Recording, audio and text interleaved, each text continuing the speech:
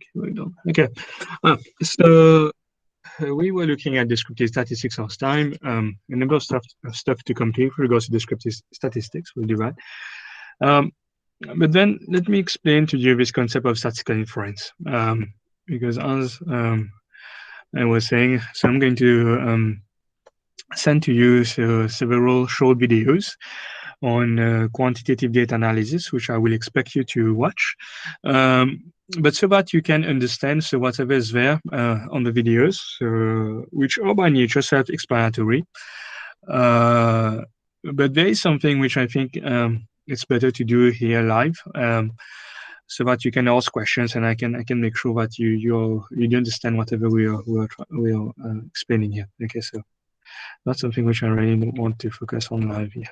Okay. So just a quick recap. I think last time I already mentioned that clearly. So when speak about quantitative data analysis, at the end of the day, it's all to do with statistics. And when we speak about statistics, we have two main branches of statistics, and those are descriptive statistics and inferential statistics, right? So two main branches of statistics: descriptive and inferential statistics. Descriptive statistics, as we mentioned last time, it has to do with summarizing data and using graphical tabular representations so that we can make sense of the data. We can extract meaningful information from the data. So that's descriptive statistics. And it's very important.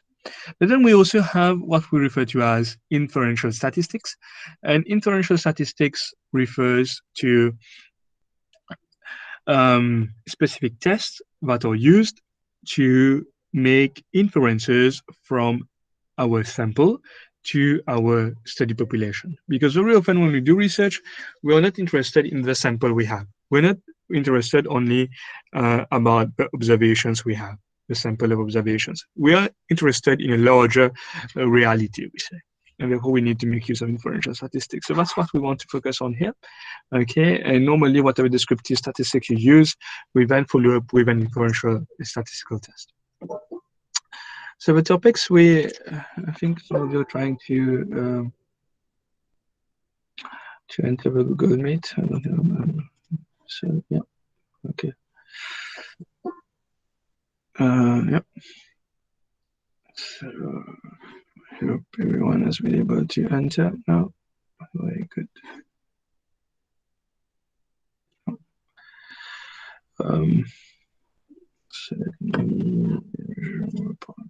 Okay. Good. Okay, so what are we going to look at basically? So first we look at this idea of using sample data to infer truth. That's something we need to be very clear about. Then we'll discuss briefly about sampling error and sampling bias, which are potential discrepancies which occur due to the fact that we're taking a sample. And then we speak about sample statistics, which are considered to be point estimations. We then have a look at probability distribution briefly and how important those are to help us make use of, to allow us to make inferences, basically. We then have a look at sampling error and confidence intervals, and then we look at the null hypothesis testing, and finally we have an overview of statistical tests. So once we've done that, then we are ready to be looking at the different videos which I'll be sending to you. And those videos which you're going to watch during the week concern specific statistical tests that can be used, okay, when we do research. So first of all, the idea of using sample data to infer truth. So you see, most of the time, again, when we do research, we are interested in a large reality. I mean, research won't be interesting if we say we're going to do research and we're going to only focus on a few individuals. That might be relevant, but you see, most of the time when we do research, we want to come up with theories, models, frameworks, which are applicable to a variety of contexts, okay, and that's what makes it very useful. Otherwise, we might just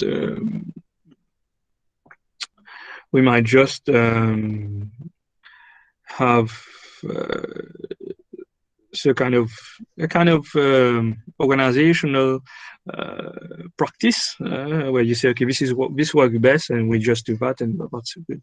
We don't need to go further and develop theories, models, frameworks, which are generalizable. So, so that we can actually come up with theories which are generalizable. Of course, up to a set, theories also have a certain scope, uh, certain limitations in terms of a domain to which they are applicable. But still, we want to generalize as far as possible. So, um, but the thing is that the most of the time when we do research, we need to have recourse only to a small sample. I think that we are clear about. So just let's take um, a few examples here. So let us say we want to know what's the proportion of men occupying top management positions in the UK public sector as compared to women. So we need a complete list. So if we wanted to know the exact figure here, what we would have required, we would have required a complete list of top managers in all UK public sector organizations with data about gender. And then we calculate the exact proportion of male and female managers. Okay, that's what we would have um, required so as to get the exact proportion of male to female managers in UK public sector in the UK public sector. Um, Example two, let's say we want to know what's the average IQ of Mauritian adults. What we actually need is to collect data, so measure the IQ of all Mauritian citizens, okay, have the data from all of them and analyze that. So that's what we would have required. Example three, let's say we want to know if hydroxychloroquine and azithromycin. I'm taking that example because you will remember last year, this was something very important. So it was important to know whether this cure for COVID, the mixture of hydroxychloroquine and azithromycin, which is actually what was used in Mauritius and recommended by WHO at one point in time. So whether it was effective or not. So if we wanted to really answer this question perfectly, we would require data from all patients with COVID-19, and you can easily imagine that's impossible. Okay. So that's normally what we want, and you can easily, I think, deduce here. But whenever we do research, we are interested in a large reality, and if we had to find an exact, to find the truth about it, exactly how it is, we would need data from what we call the whole study population. Here, all top managers in UK public sector. Here, all Mauritian adults, and here all COVID-19 patients. So that's those are our study population in those three examples. But that can seldom be the case. Okay, that can seldom be the case. Be the case. So what we can actually do most of the time, if not all the time, is collect data from a sample. Okay, so as we say, unfortunately, our empirical findings are really based on data from the entire population. We need to rely on a sample of observations only when conducting research. That's what we need to rely on. We therefore rely on what we refer to as estimates. We can only estimate whatever we really want to measure. So we estimate, we find estimates, and then we need to rely on those to make what we can say are educated guesses, or what we refer to as inferences about the truth. So we are interested about the truth, but we can't really calculate true values, whether we're referring to a proportion of male to female the managers in the UK, referring to the IQ of Mauritian citizens, all adults, or referring to the effectiveness of hydroxychloroquine or azithromycin among COVID-19 patients. So now let's just imagine, so if we're doing the study, so maybe in the first example one, we'd obtain data from only 150 UK organizations. And then we see what's the proportion of male to female top managers. Based on that, we have an idea what would be the real proportion of male to female top managers in the UK public sector. So we have data from 150 and we can deduce, we can make inferences. So that would be an estimate, of course. In example 2, same thing. Let's say we have data from only 1,200 motion adults. So again, we have an estimate. We can obtain an estimate, and then we'll make inferences as to what could possibly be the true average. In example 3, here we have a real study which was done. You can take that as example. So there was a particular study done trying to test the efficacy of this particular cure, hydroxychloroquine and azithromycin. And the study made use of a sample of 48 patients only. So that was observation, but again, inferences were made. So that's the idea here, to use estimates and then to make inferences. And that's what inferential statistics is used for. So at this point, I just want to draw your attention again. So if we are being able to calculate estimates, it means that we have some uncertainty creeping in. We are interested in a certain truth about something, but because we have sample observations, we have uncertainty. We have some uncertainty, some level of uncertainty. So we calculate estimates, but we're not sure about whether those estimates reflect reality. Okay, so we have that uncertainty here. But that uncertainty there. Good. So now we look at sampling error and sampling bias. So why this uncertainty? Why this uncertainty we're speaking of? Because when we are taking a sample, we have what we call sampling error and sampling bias. So I think I've missed the slide for this one. Doesn't matter. So here we should make a distinction between what we refer to as sampling error and sampling bias. Now, sampling bias occurs because we do not have a representative sample. So when we choose our sample, okay, we did not take a representative sample. Hence, we have what we refer to as sampling error. Okay. So we did not choose a representative sample, and therefore we have sampling error. So why did we not choose a representative sample? It could simply be because we did not use a right sampling technique. Okay. Now that's something I need to discuss further with you. I don't know if I've done that. No, we didn't do that. I don't think so. So that's something we need to look at in more detail. Okay. Afterwards, but yeah.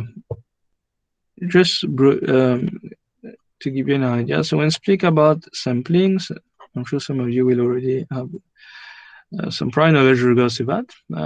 So when speak about sampling, we have different techniques which can be used. Those can be categorized into probability and non-probability. So when speak about probability, for example, we have simple random sampling, systematic, stratified, and so on. Okay. And non-probability, we have techniques such as convenience sampling, snowballs, quota, purposive, etc. So those sampling biases which occur here will be because we've not selected the sample properly. So that particular sample which we get here doesn't really represent the population, therefore we have what we call sampling bias. So that's the idea. Okay, we're going to discuss about this a little bit more afterwards. Then we have what we call sampling error, and that's different. Sampling error occurs because of the simple fact that we are taking a sample. So that's a systematic discrepancy which is going to happen just because we are taking a sample. Even if the sample is representative, we're still going to have a certain error in our result because we take a sample. Okay, because of the fact of taking a sample, we have some error. So that systematic error which occurs because we are taking a sample, that's what we refer to as sampling error. So assuming that our sample is not biased, because if our sample is biased, then we have a problem. Okay, so if we are taken K and we have a representative sample, at least we're close to it and we can assume that there's no major biasness, then we're still going to have some errors. We're still going to have discrepancy. Our value might not be a good reflection of a true value. We're not sure. We are still uncertain. Okay, because of the fact that we have taken a sample supplement. So I just wanted to speak about um, so this idea of estimation again. So that's just summarizing whatever we've said already. So I just want maybe to use the diagram here and just make it again very clear. So we are always interested in our study population. Okay, just think about the three examples we took earlier again. So we spoke about um, proportion of male and female. So our population here was all top managers in the UK public sector, could be Mauritian, any context. Okay, so you're interested in a certain study population, whichever you study. Example two, similarly, we're looking at all Mauritian adults. You're looking at IQ. And thirdly, COVID-19 patients, looking at efficacy of a certain cure. So in all those examples, we're interested in a certain study population. That's what our interest lies in. But it cannot be observed. It can be observed. What we can observe is only the sample that we have, the data we have, and this is most of the time only a sample. That's what it is. Okay. So what's the data we have? So based on the data we have, what do we do? Based on the data we have, we calculate estimates. What's also referred to as sample statistics. Estimates. That's what we can calculate. So we make use of descriptive statistics. So this could be a mean, a difference between mean, a median, could be a standard deviation, could be a variance, could be a regression coefficient, a correlation coefficient, whichever. Okay, so we make use of those descriptive statistics, different tools, techniques, and we find relevant estimates. Then we now make use of inferential statistics. So here we'll make use of a certain test, such as a z-test, or it could be a t-test, or f-test. Those are the common ones which we use, okay, which we normally use, or a chi-square test. So any of those kind of inferential statistical tests will allow us then to decide, to make a decision, basically, and decide whether those estimates that we have calculated based on sample data, whether those estimates are likely to be true. We'll never know that. We'll never know if this is true. Now this thing of population and parameters, this always remain unknown. Those are unknown forever. They will never be known, guys. We'll never know for sure what they are. Okay. But we want to be as confident as possible that whatever estimate we make is likely to be true. And the more confident we are, we can be nearly 100% sure sometimes, nearly 100%, but never 100%. Okay, but nearly 100%. Then this is why when we replicate studies again and again and again, even though each particular study standalone might not give us 100% certainty, but when we replicate a study again and again and again and we get the same results, taking everything together, then we're pretty sure that whatever we are finding, it's true. Okay, so that's how we get confidence, and that's why replication studies are very important. You will find it certainly on the vaccination, right? We hear it every day. Such study has been done, published in the Lancet, in the British Journal of Medicine, or whatever. And we see, okay, this study confirms that that particular vaccine has 95% efficacy or whatever. Okay, the other one has 90%, and we have a replication study, did a confirmed study, and so on and so forth. We rely a lot on the replication studies, okay, because most of the time we're taking samples, and even though we make use of inferential statistics, we cannot be 100% sure. Okay, but for any given study, we want to know whether we can make a decision, and we can say, okay, we obtained a certain estimate, but then is it likely to be true or not? So this we want to be able to say with utmost confidence. not 100% certainty, but with much confidence as possible. That's the thing. When we're making inferences, so let's look at that here. So it's always going to be about those population parameters. Okay, so those population parameters, the true values, that's what we're referring to here. So those are normally, um, as we said, these are always unknown. So we use different symbols. We use different symbols to refer to the parameters and to the estimates. So that's what we have listed here. That's why I have listed here to give you a clear idea as to what we are basically trying to do. So if we're calculating the mean average, if we do that for a population, then we use the symbol mu. Okay, so let me write it here. So you never write that. Okay, that doesn't make much sense. I'm just writing it so that you know how it's pronounced if you're not sure about it. So this symbol here is pronounced mu, okay, referring to the mean.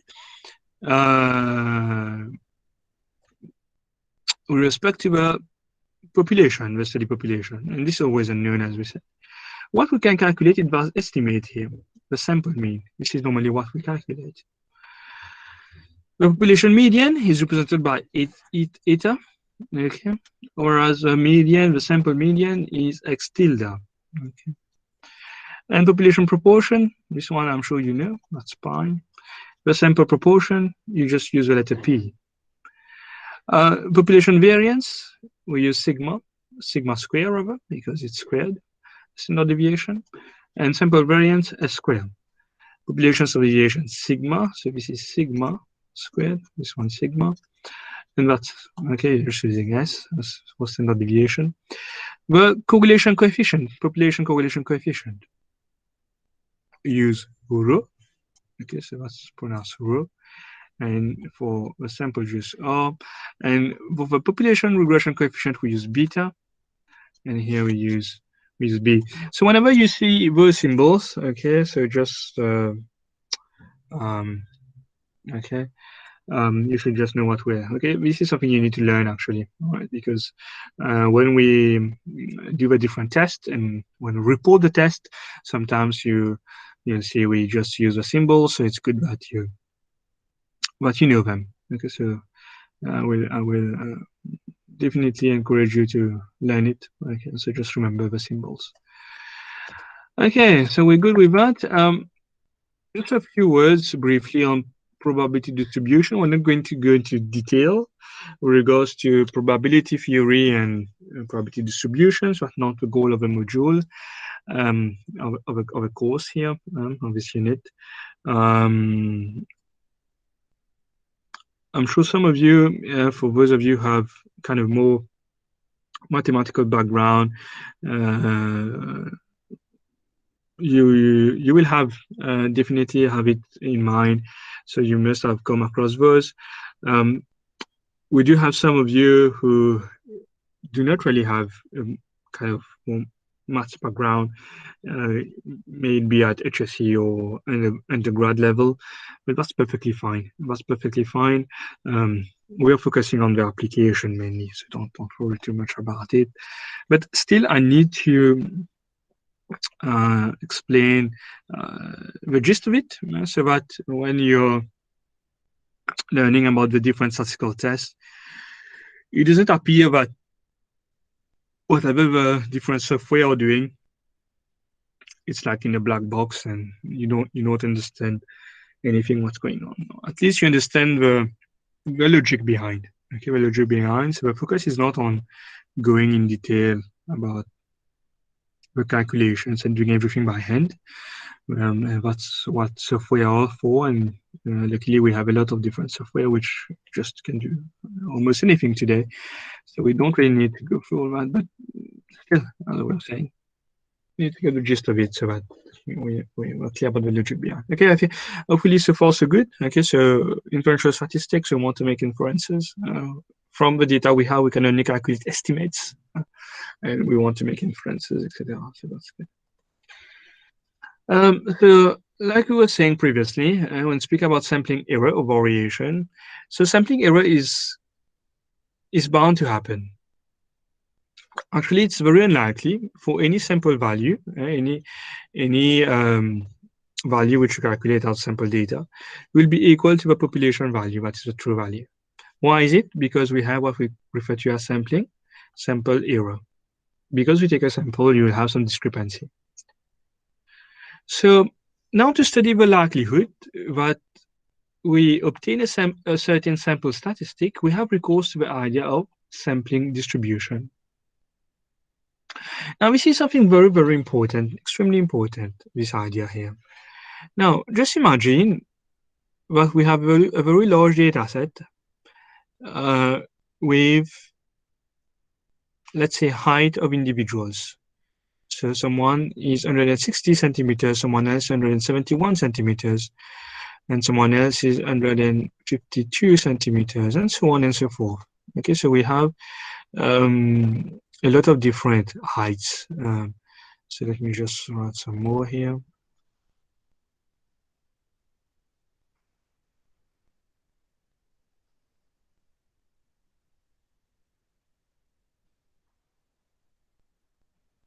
Then we can go on like that.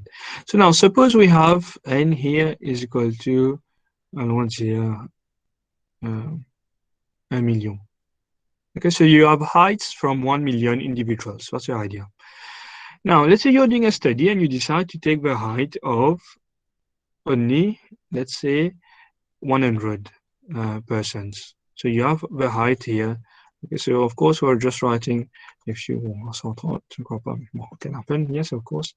So let's say we have 100 observations. Okay, so I'm not going to write 100 here. I'm not going to write 1,000,000 here, but I think you can easily picture what we're saying here. So now, what we are referring to about sample error, just think about it this way. Now let's say you have a height values of 1,000,000 individuals, 1,000,000, and you calculate the average. You calculate the average, the mean value. So this mean value, this is what we refer to as mu actually. This is what normally remains unknown. But let's say in this case, we do have data about over 1,000,000 individuals. So when we calculate the mean, mu, and we get, let's suppose, 165 centimeters. So that's what we get. Now just think about it. If we take a sample, you take a sample of 100 out of 1,000,000 individuals, and now we're going to calculate the mean. The mean for this sample. So which we're going to refer to as X bar. Okay, we use the symbol X bar here because we're taking a sample, it's not a population. Now, do you think we'll obtain this 165 centimeters? What do you think? Do you think we'll obtain 165 centimeters? Maybe yes, if we are lucky, it could be. But chances are that we won't obtain 165 centimeters. We might obtain something like 161 centimeters. Could be, why not?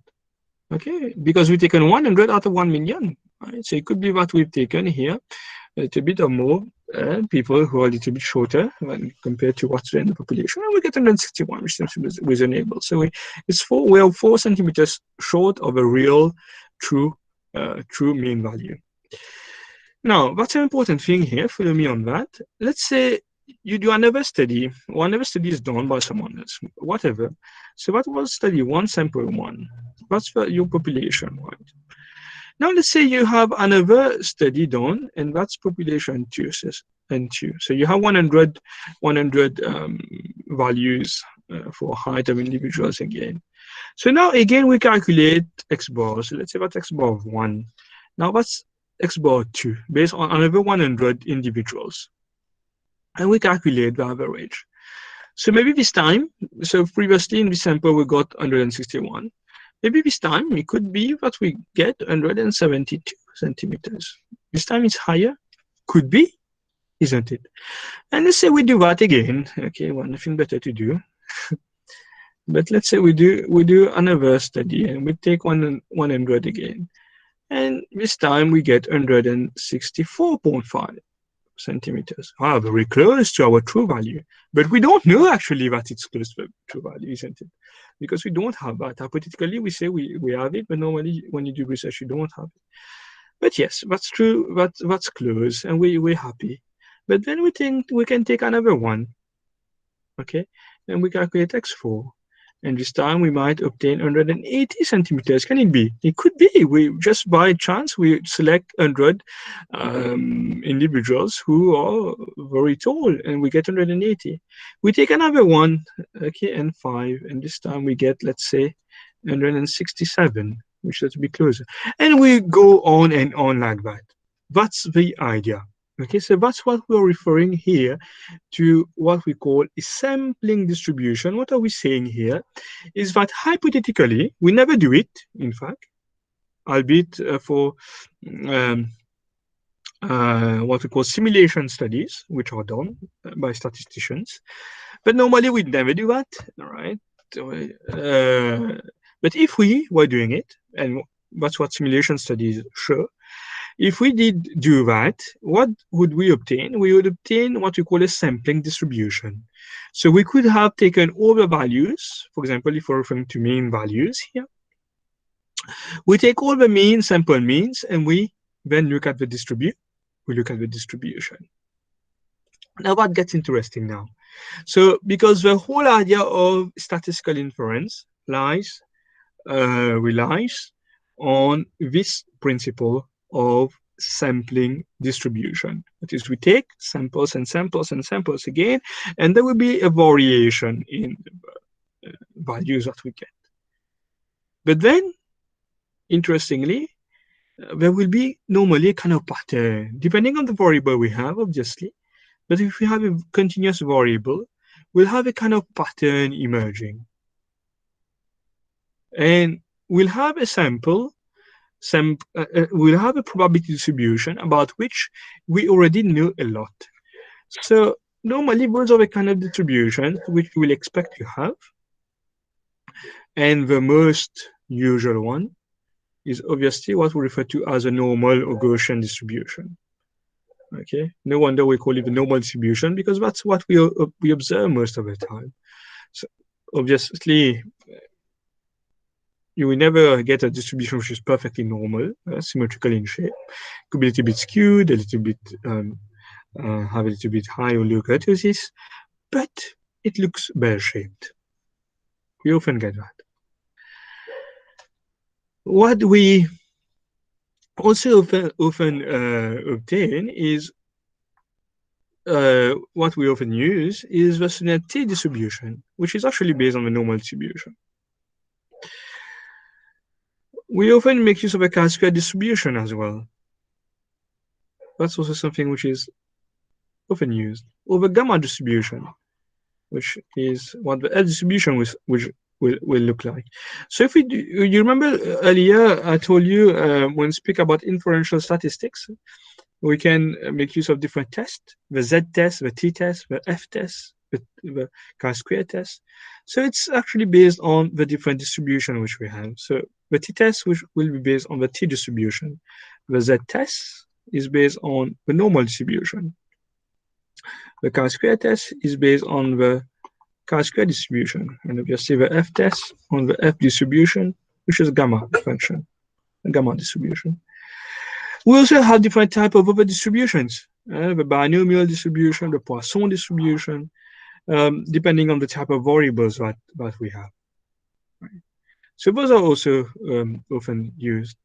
So if anyone has done statistics A-level, and you've also done S2, then you would be familiar with the Poisson distribution as well, isn't it? And even binomial distribution. Good. So all those distribution, probability distribution, we know a lot about it. We have a lot of knowledge gain about it. So taking the normal distribution as example here, we, for example, know that between 1.96 and between minus 1.96 and 1.96 standard deviation from the mean value, we have 95% of cases lying in there. Okay. Well, we won't go in detail regards to how to calculate the z-score, t-score, and then look at the z-distribution table, because this is what normally we need to do if ever we did not have any software to use.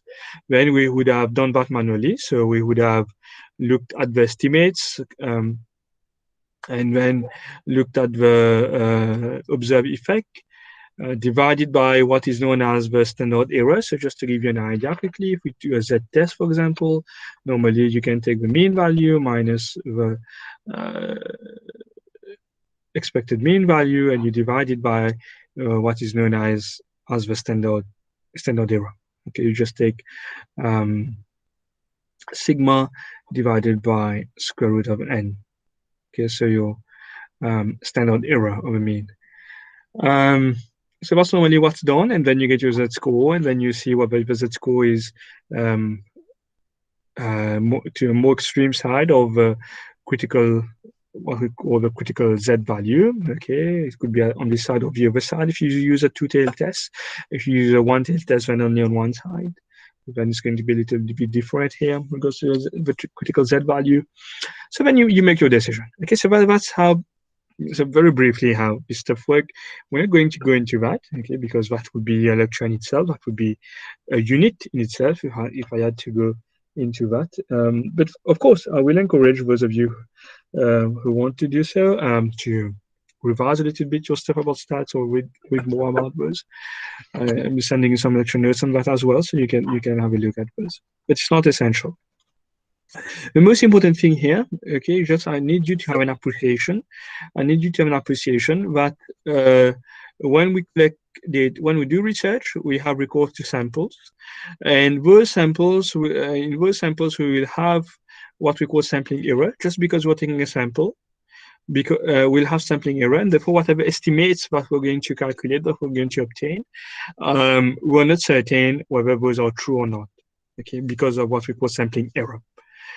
But then what we can do is make use of knowledge we have about probability distributions. And when we speak about probability distributions here, we're speaking about sampling distribution, and that's very important. We're referring here to the hypothetical scenario where we are drawing samples and samples and samples from our study population. Okay, and then looking at the distribution of it. Okay, so that's what we're looking at here. So we look at the sampling distribution, and then based on the knowledge of a distribution which we would expect to see, okay, that's according to the type of data we have, then we can make use of those to actually make inferences. Okay, good. Now we're at least clear about the principle behind. Let's look at the specific process of using inferential statistics. Now, very often, so when we're doing quantitative research, obviously,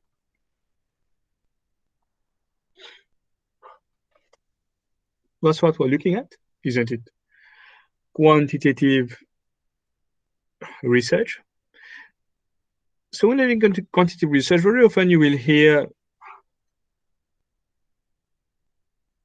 the term hypothesis testing. We need to test hypotheses. What is it all about, hypothesis testing? In fact, when referring to this process in statistical language, we like to use the term null hypothesis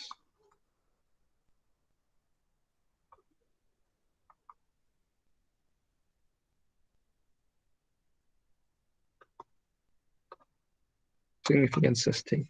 So when we say we are going to formulate a hypothesis or a set of hypotheses when doing quantitative research, we actually test those hypotheses. Now, it's not the only way to do it, okay, but most of the time what we're going to do is go through a process of null hypothesis significance testing. Okay, so that's one main way for you to test your research hypothesis. And those are two different things, I must say, at the outset. You have your hypothesis, because normally when you are going to test your hypothesis. You're doing quantitative research. It's based on your theory. Okay, so in your literature review, you will come up with a theoretical framework and then come up with a set of hypotheses that you will want to test.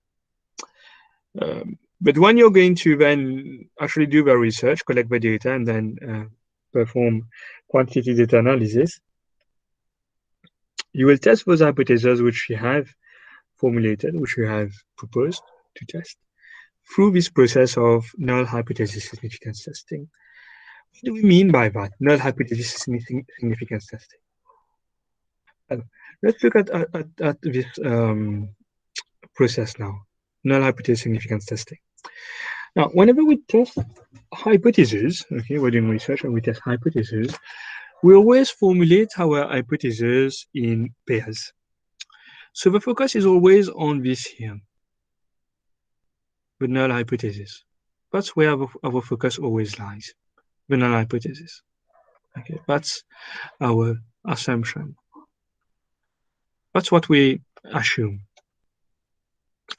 So the null hypothesis we refer to as H naught, okay, H, or we can say 0 G, simply refers to the fact that the effect does not exist. Okay, so the null hypothesis always refers to effect does not exist. Now we're using effect in the broad sense here.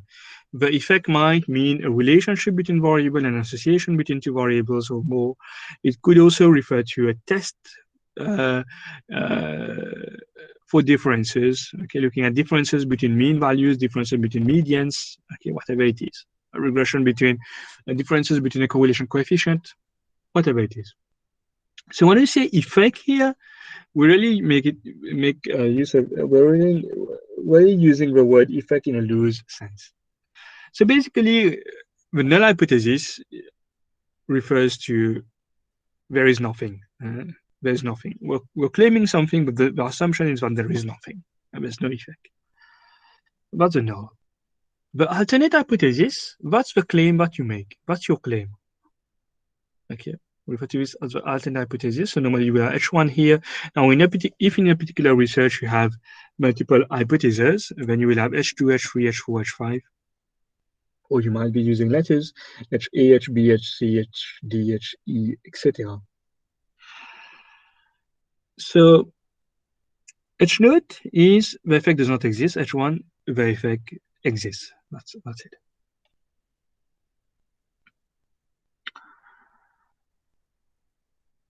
And now the logic behind thinking about it this way, and that's very important here, starting with a null hypothesis, that's something very important actually. So the logic is that we cannot make a claim and then we assume that to be true. The proof, in a way, the burden of proof lies on the researcher. That's one way of saying that. Now, to explain that, let us take a criminal case analogy here. Okay, let's take a criminal case analogy to explain that. And that's a nice way of explaining that process actually. Taking a criminal case analogy. So let me just insert a slide here. Now, I just want from you, I want you to tell me, so I need to have someone in class who is going to be a murderer, and when he or she will kill someone in class. And I just need that as example and use and just make that and just make use of that to illustrate. Okay, so who want to kill someone else in class? Anyone? I mean, just for the sake of example.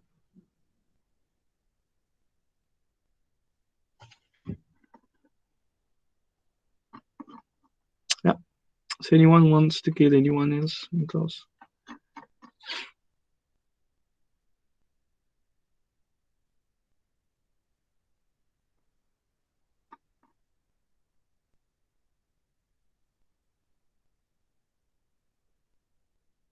No. So just for the sake of example, I'm just going to choose someone because I don't even know if you're still listening. So let us say, okay, so let's just say Suhasini wants to kill Avinash. We agree on that? Okay. And she has already killed Avinash actually. So Avinash is dead. Are we fine? Okay, so just for a second example, just to make it a little bit. Are you here? Suhasini? Are you here? Yes. Yes, good. Are you okay? You have killed Avinash. Okay. Okay. I'm dead. Okay. Yes, you're dead. You can't speak. I mean, how can you speak? Avinash? You're dead. Yeah. So he's in the process of dying. He's not dead yet. Suhasini, you need to say what to do. Okay, so let's say you kill Avinash. So how do you want to kill him? You have free choice. So you can use a knife, you can use a gun, or just with several punches in his face. Yeah. So how do you decide to choose? How do you decide to kill him? Gun. Gun. Okay. Okay, good. So we have our case study. Okay, let's see. Let's look at our case. Let's look at our case here. So you're using the whiteboard, right?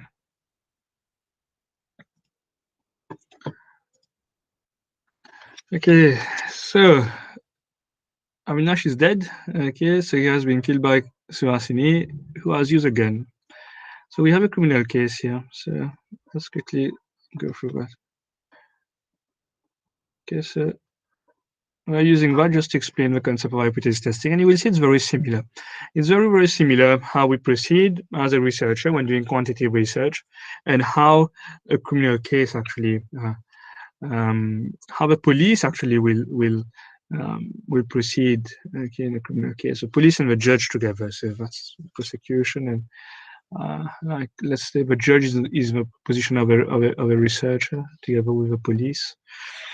Good. So in our case here, so what do you think we should assume? What do we need to assume? So we need to know now. So Avinash is dead, and we want to know who has killed Avinash. So now let's suppose we had a face-to-face lecture one day, okay, because otherwise it's difficult to kill anyone. Yes. So let's suppose we had a face-to-face lecture, and after that, actually, Avinash is found dead. So now the police is investigating, and we want to know who is the killer, who is the murderer, who's the killer. And now one very important thing here: what do we assume? Do we assume that everyone is guilty and we send everyone to jail? So suppose we know the time of the murder and we know that Avinash was supposedly in class and everyone here was in class. What do we do? Do we just assume that everyone is guilty and do we throw everyone in jail? Is it what we do normally in a criminal case? What do we do? Anyone? What's normally the assumption in a criminal case? What's normally the assumption with regards to suspects?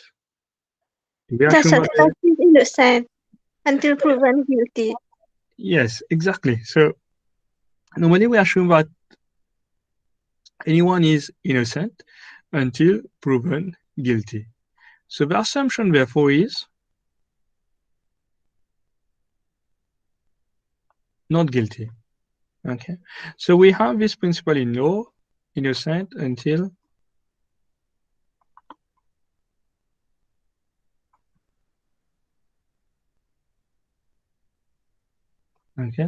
proven guilty.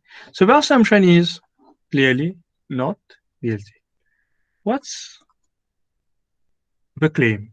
The claim is a person is guilty. Okay, so what's the claim we make?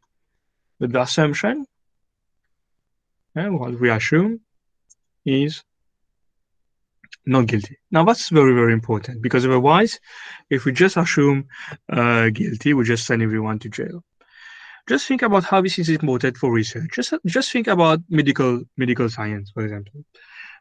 Suppose you have a certain laboratory, research laboratory, coming forward and saying we found a vaccine which is 100%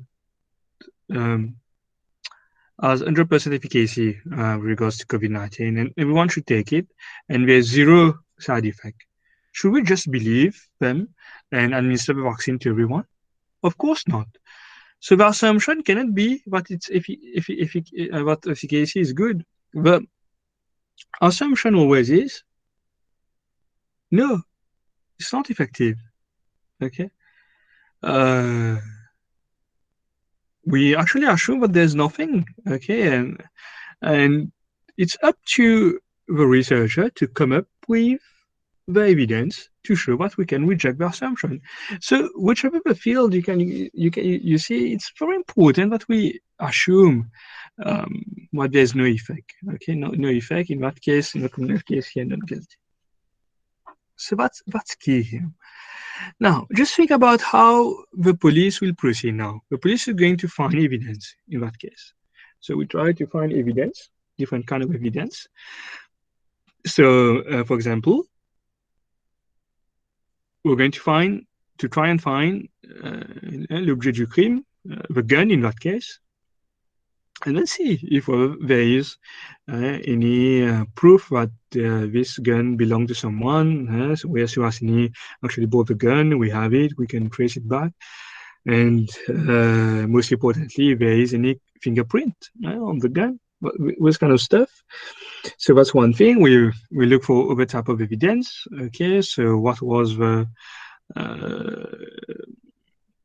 where actually the murder took place, who was there exactly, whether we can find other fingerprints there, whether we have some camera footage, video footage somewhere which we can make use of. So all this kind of thing we'll take together. So just think about it again. The police just acts as a researcher the same way that here we use the word investigation in a criminal case. We use the same word investigation. We do research. We're doing an investigation. We're investigating into something. So we collect data. We analyze it, and we get therefore evidence. Now, fast forward in that particular case. Now the judge needs to take a decision. And I'm sure many of you have heard it. So in a criminal case, normally, when the judge takes a decision, we say that the decision should be beyond reasonable. Yeah, anyone? What should it be? Doubt. Yeah, exactly. So we normally see that the decision of a judge should be beyond reasonable doubt. Now, that's a very interesting, pertinent statement here.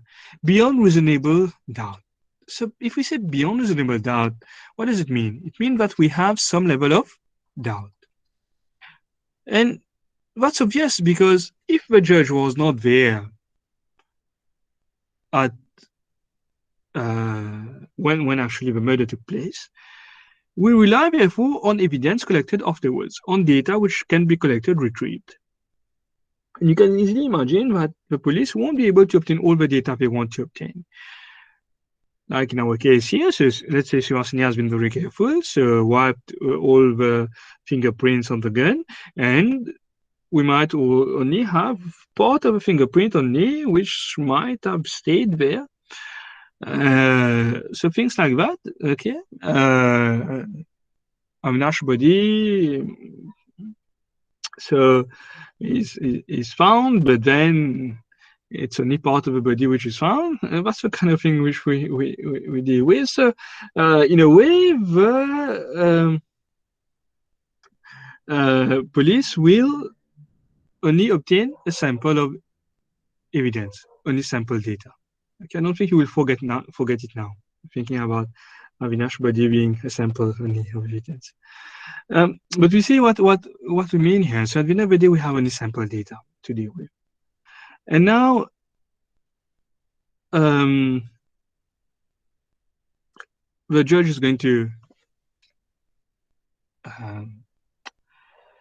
pronounce his or her judgment.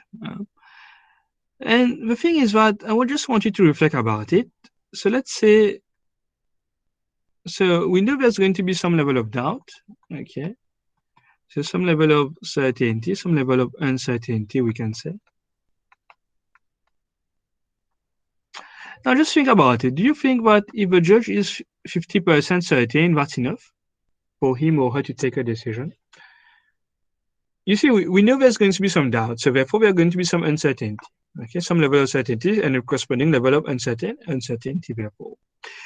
Do you think that if a judge is 50% certain, it's good enough and we can take, and the judge can take a decision as to what to do in regards to the assumption, reject, not reject, what to do? Is it good enough?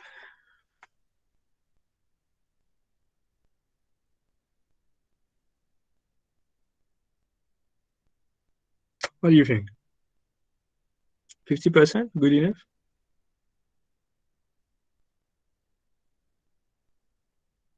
Yep. Anyone?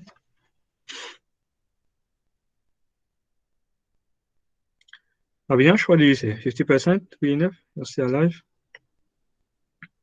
Not good. 50% is good? Sure? No, Yeah. You said yes or no? I said no. And no, not good. Yeah. Why? Because it also means 50% uncertainty. Exactly.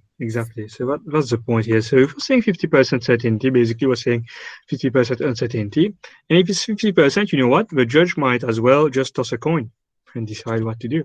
Okay, because in the long term, 50%, 50% chance of getting a tail or a head. So just do that and then take a decision. If it's 51%, looks a little bit better, isn't it? But we still have 49% uncertainty. Now, in civil cases, just by the way, so we're not doing a lecture in law, but just by the way, we use another terminology. So it's normally on a balance of probabilities. So that's in civil cases. Okay, in civil cases, we're a little bit less stringent, and we just actually think about it this way. So, voisin qui avec le voisin, il monte Mirail peut bien côté de Tarco, etc. Mirail peut travailler, le voisin peut mettre une injonction. Alors, what the judge will just do is say, okay, and the balance of probability, it seems that the other one is right, so we're going to, and that's how it works. Okay, so of course we are exaggerating it a bit with 51%, but basically that's what it means. Okay. But on the balance of probability, ça penche un peu de l'autre côté, so let's take the decision in the favor of a particular party. And we're good in civil cases. But in criminal cases, it's much more serious. Okay, we're dealing with jail sentence, we're dealing with huge fines, etc. So, and that should be serious. So 60-40, a little bit better, 70-30, a little bit better, but still you will see a lot of uncertainty cropping in. When we start approaching 90-10, now what we start, it seems to be a little bit reasonable, isn't it? It might correspond to what we're saying in terms of beyond reasonable doubt. 95% would be even better, isn't it? 99% even more. So normally, okay, for the judge, there's no way for the judge to actually calculate his or her level of certainty or uncertainty when making the decision, right? But for the researcher doing quantitative research, statistical analysis, that's possible, right? That's possible to calculate. And you can easily think about it that even in the case of a judge, yeah, in a way, it's a beyond reasonable doubt would be something like that. Okay. Very, this one approaches 100 and this one approaches 0. Okay. The closer it is to 0 uncertainty, the better. The closer we approach to 0 to 100, the better. By convention, in business administration research, we make use of 95% certainty and 5% uncertainty. That's what we normally use by convention. So this is what we're going to stick to. But just bear in mind that it's not a rule. We can change it. Right? So in economics, for instance, that's what is used most often. In natural science, like medical science, we tend to use 99%. Quite I've seen a lot of papers actually they use 95%. 95% seems to be the norm across fields, actually. But then you might decide for some reason to use a higher or lower level of certainty level. Now, the proper terminologies which are used with regards to certainty and uncertainty is confidence level. So that's what you will normally see in statistics. And with regards to uncertainty, we refer to the significance level. Okay. So that's what normally we refer to. Now, the way we need to think about it now, okay, is so with this focus on the null hypothesis, that is the assumption, the way we think about it is, do we have enough evidence? Do we have enough evidence against the null hypothesis? Do we have enough evidence to say that the null hypothesis is unlikely to be true? So that's the way we think about it, actually. So just like here, just think about the judge thinking about it. And the judge will just go through that thinking process and say, what is the probability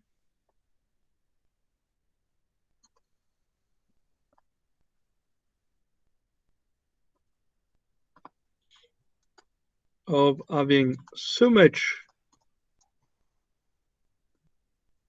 evidence against Suhasini while she is actually innocent? Okay, so let's say the police has completed the investigation. All right, we have evidence. The judge is now going to make the decision. Now, that's the reasoning that the judge goes through. So what is the probability of having so much evidence against the suspect, right? Our example is Suhasini here, while she's actually innocent. And what we're saying here, so what is H note is true. So if H note is true, that is the person is not guilty, what's the probability of having so much evidence? That's how we think about it. Okay, so just bear that in mind, okay? That's how we think about null hypothesis significance testing. Okay, so that's when we're saying here the focus is on the null hypothesis. The focus is on null hypothesis. So that's the way we think about it. Okay, and as we're going to see, whatever statistical test that we're going to look at afterwards, whether it's a test, a t-test, f-test, chi-square test, or whatever, all the statistical tests that we do, at the end of the day, based on the test statistic, the Z statistic, T statistic, F statistic, chi-square statistic, and whatever else, at the end of the day, we obtain a p-value. And this p-value which we obtain, that's what we're going to look at, and we're going to see what's this probability here. The probability of having so much evidence against the null, why it's actually true. And that's the way it works. So just bear that in mind. I think it's very much easier to think about an analogy just like the criminal case analogy. We can take other analogies as well. It makes much sense, okay, actually. So we should just be very clear about that. The assumption is something very important, something very serious, and we take that seriously. You can easily see in the case here of a criminal, in a criminal case here, how important it is. Because if we don't have this assumption, we just send everyone to jail. That's terrible. Same thing in medical science, or in any field actually, in any management research, the same thing. So like you can, but like you can really feel it in medical science as well. Someone just come and claim that the vaccine is good. You need to believe that it's good. It has no side effect. And if we just accept it this way without looking at the proof, and that's the default situation, it's not appropriate. Okay, we can't do that. Society can't function this way. It won't make any sense, isn't it? So this assumption it is actually crucial. It's essential, and we take it that very seriously. Once you're clear on that, I think you're going to find it easier to understand the following concepts. So first, we're clear about the assumption, hence the name null hypothesis, significance testing. Whatever the hypothesis you as a researcher, you propose, the assumption remains that it's the null hypothesis which is true, not the claim you're making, but the corresponding null hypothesis. The assumption has no effect. So then you assume it to be true, and you think about it. So what's the probability of observing an effect? Which is as large as the one you've observed, while actually the assumption was not true. So that's a way we think about it. Okay, so I think that's a nice way to remember that. Of course, I could have explained it another way, looking at the distributions, probability distributions, and explain to you what's the assumption and what variation we expect to see along the null hypothesis, etc. So that would be another way of explaining it. But yeah, since we won't go in detail, I think just by taking the analogy here and explaining the logic, it still makes sense. Okay. For those of you who want to go into the calculations and the real, I mean, not real, because what we're saying here is also equally true. But if you want to look at the calculations behind, and I mean, we got the distribution and what it's like exactly when we say we are assuming the null hypothesis to be true and looking at the variation across the null hypothesis, then of course we encourage you to do some further readings on that. But otherwise, I'm happy if you're able to understand the logic behind this null hypothesis testing process, so that we at least can then proceed with the interpretation, etc. Good. So at this point, we need to look at what is known as type 1 and type 2 error. Okay, so far so good in regards to the testing process. Is there anything which is anything you might want to ask? Are we fine? Yeah. Okay. So now let's look at what we refer to as type 1 and type 2 errors. That's something very important. Now, let's understand that here. This is something very, very important when it comes to inferential statistics. I'm sure you've been hearing a lot since the COVID-19 pandemic breakout. You've been hearing a lot of the terminologies like false positive, false negative.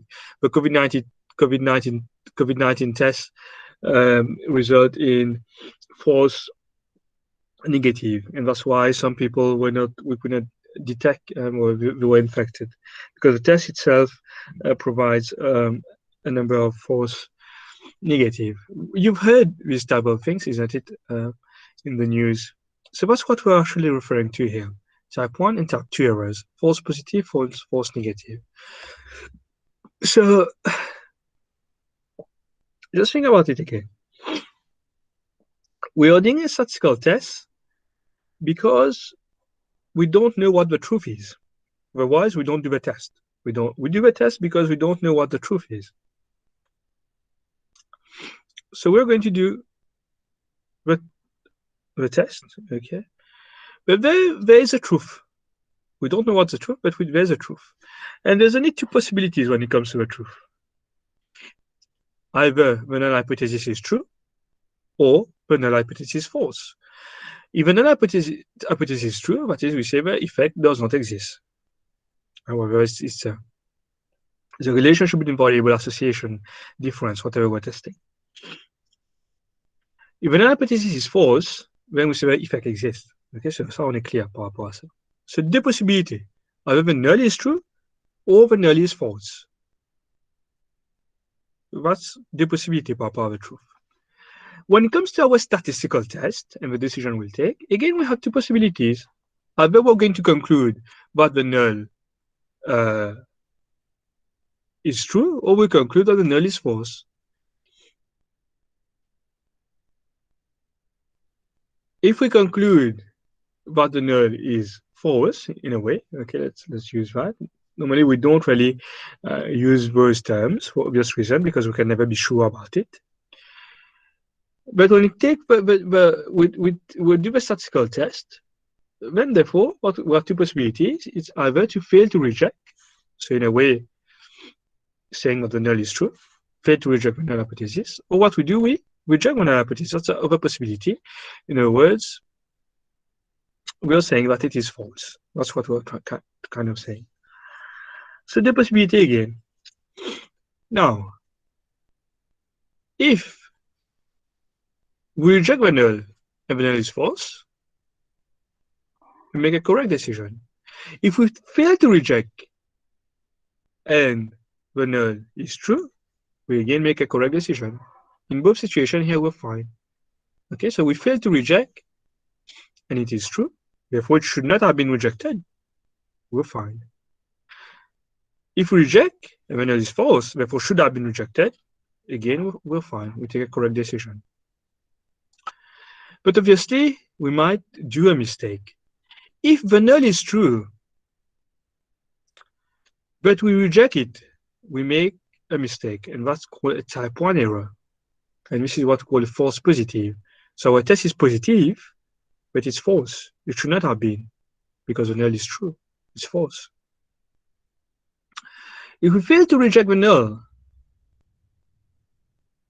well, actually, it should have been rejected, then we do a type 2 error.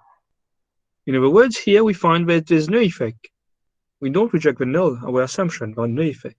But actually, we should have, in that case, it's a false negative. Our test is negative, but it's false. Okay. Now, this type 1 error here is what we are most interested in. That's what we're going to set as what is called alpha. Okay.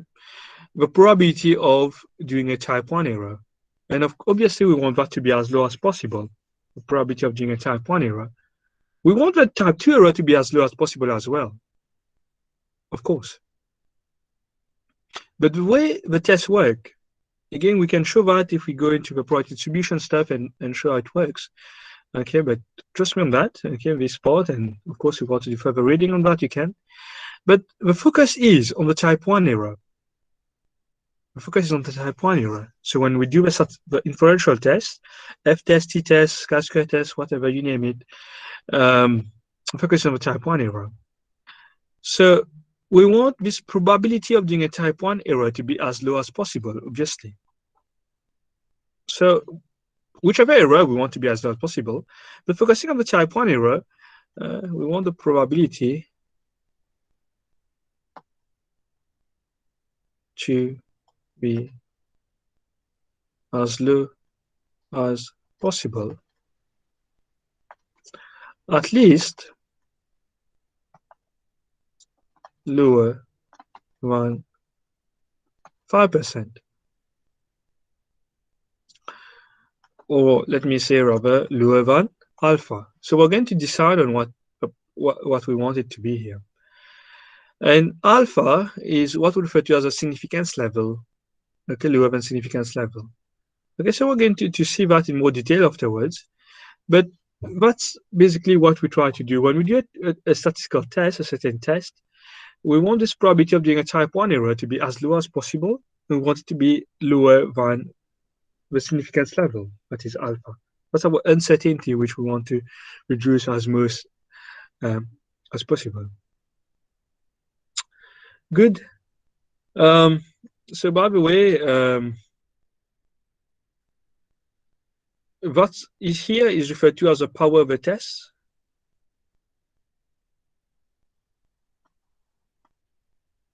Okay.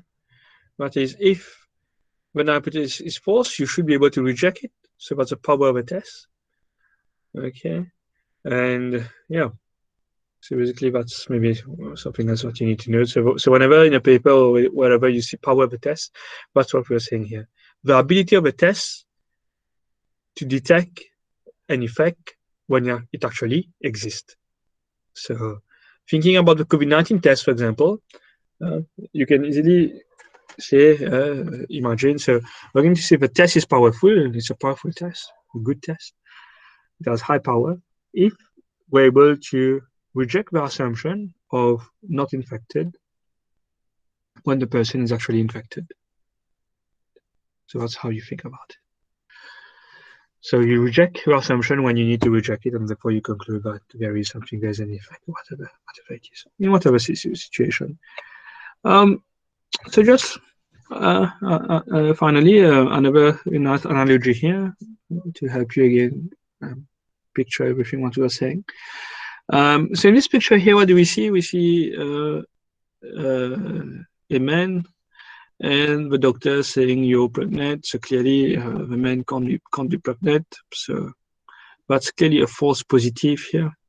And that's what we refer to as a type 1 error. Okay, false positive. Par contre, a type 2 error would be what we call a false negative. On the color, you can clearly see here that the woman is pregnant, but the doctor says you're not pregnant. Dans ce cas-là, a clear case of false negative. All right. So please think about this again. Maybe what I will encourage you to do. So in that particular case, write your H note, write your H1 quantities, think about it, go through the thinking process again. And again, focus on, yes, getting enough evidence against the H note, why it is actually true. How do you apply it in that case here? How do you apply it in the case here? Okay. So you can easily think, so what's the probability of the woman having a huge belly here, and the doctor listening to the heartbeat of a child, of a baby in the womb of a mother? What's the probability of observing all those different things while actually H note is true, but is a woman is not pregnant? What's the probability? That will be very low, isn't it? In that case, you're going to do what? You're going to reject your assumption. So that's the way it works. Okay, so you observe things and then you just think about it this way. So what's the probability of observing all this while actually H note is true? So try to do that, okay, and you will see that's a nice, easy analogy here that you can use to go through the thinking process again, which is very important. So I'm taking over analogies and going and taking time in regards to that, because you see, whatever tests we're going to look at afterwards, we rely on the same reasoning. And I want it to be clear for you, otherwise, whatever we're going to speak in the different tests, you will see in the videos that I will be sending you. I will be referring to p-value less than 0.05, less than 5%, therefore we will reject H node. But if you're not clear about where we're coming at, so what's the logic behind? It's going to be sort of mechanistic. Okay, so at least please think about it and make sure you understand the logic behind this null hypothesis significance testing process. Okay, so here was whatever I already told you. So just make sure you read that. So just quickly here, so whenever we're going to perform all the different statistical tests, okay, in the statistical test which we're going to look at, we're going to go through the same steps. Okay, so I've listed here 7 steps. That's not the only way to look at those. Évidemment, there are other ways to look at it, but that's a nice way to look at it. So step 1, you should always be clear about the hypothesis, what you want to test. So state your hypothesis, that's step 1. Step 2 will be to calculate the sample statistic, right? You estimate, that's step 2. Always to do. That could be a mean value. It could be a difference between mean values. It could be a difference between median values. Depends on the study you're doing. It could be a correlation coefficient or whatever, you estimate. And then step 3 will be to decide on the significance level. And this, we already said, it's going to be 5%, normally 0.05, therefore in terms of proportion. When we decide on whether we want a one-tail or two-tail test, I'm going to explain that in more detail, and you see that in the videos as well. But normally we go for the two-tail test by default. Step 5 will be to perform a certain test statistic, usually a z-test, t-test, f-test, or chi-square test. Could be other type of tests as well. Those are classical ones, most used ones. And once we do we obtain the test statistic. We then look at what's the corresponding p-value. You can do that using a table, a t-distribution table, a z-distribution table, a f-distribution table, a chi-square distribution table, and you find the p-value. Once you've done that, then you make a decision. You compare the p-value with the significance value, the alpha, okay, and if it's lower, then we reject H note. All right. Again, we'll go through the same reasoning. What's the probability of obtaining so much evidence against the null hypothesis why it's actually true? The more evidence we obtain, the lower the probability that we obtain such evidence why the H note is true, and therefore we can reject it. Well, that's the reasoning. And yeah, so yeah, the good news for you is that most of the steps here are taken care by the software. Okay, we're going to see how to use Excel and to use SPSS in each of the different tests. Okay, which I'm going to send you videos on those, and which we're going to look at. So before we end for today, let me just give you an overview of the different tests that we're going to look at. So different statistical tests for hypothesis testing. So first we'll be looking at those set of tests here. Tests for comparing means. Set for comparing means. And I'm going to send you videos on each of those different tests. Okay. Tests for comparing means. Then we look at tests for comparing medians. Okay. Those are not really that useful where they can be used. So we won't be looking at those, but those do exist. Because most of the time we'll be using a t-test instead of a z-test. And for nominal data, we'll be using chi-square test instead. So we won't be using that. If we, of course, we'll be looking at all those different tests. Okay, so, and also test for predictive analysis, we'll be looking at all of those. Okay, so quite a lot, I know, quite a lot for you to learn. Okay.